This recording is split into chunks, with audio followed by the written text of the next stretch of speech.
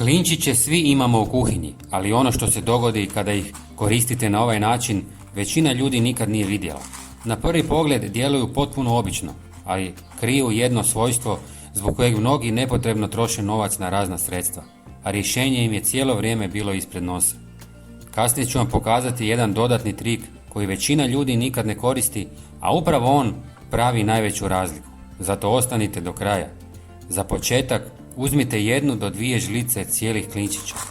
Nemojte ih koristiti takve kakve jesu, nego ih lagano usitnite. Kada ih zdrobite, oslobađa se puno intenzivniji miris i upravo to nam je najvažnije. Možete koristiti već mljevene, ali svježe usitnjeni daju znatno jači učinak. Kada ste to pripremili, podijelite količinu na 2 dijela.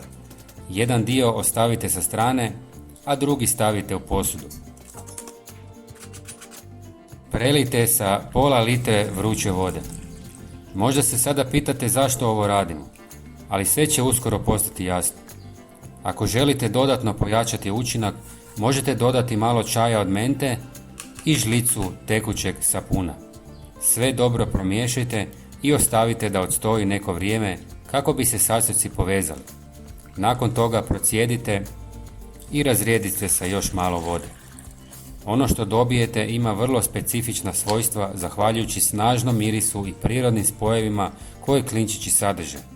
Upravo ta kombinacija stvara okruženje koje mnogim štetočinama jednostavno ne odgovara, pa se počinju držati podalje od mjesta gdje se koristi. Ovu mješavinu možete koristiti oko biljaka, uz rubove dvorišta ili blizu ulaza u dom. Na taj način stvarate prirodnu zaštitu od krtica, miševa, štakora, lisnih ušiju, mrava i drugih štetočina u vrtu. A sada dolazimo do trika za koji nitko ne zna. Onaj drugi dio klinčića koji ste ostavili sa strane ima posebnu namjenu. Ako imate skrivene dijelove u domu poput rubova uz pod ili mjesta koja se rijetko pomiču, tamo možete rasporediti malu količinu praha. To se upravo zone koje se često zadržavaju insekti poput mrava, stjenica ili buha. Kada se ovaj jednostavan trik primijeni na tim mjestima, vrlo brzo ćete primijetiti razliku. Ako volite ovakve savjete i trikove, pretplatite se na kanal i podržite video lajkom kako bi ga vidjelo što više ljudi. Hvala vam i pozdrav!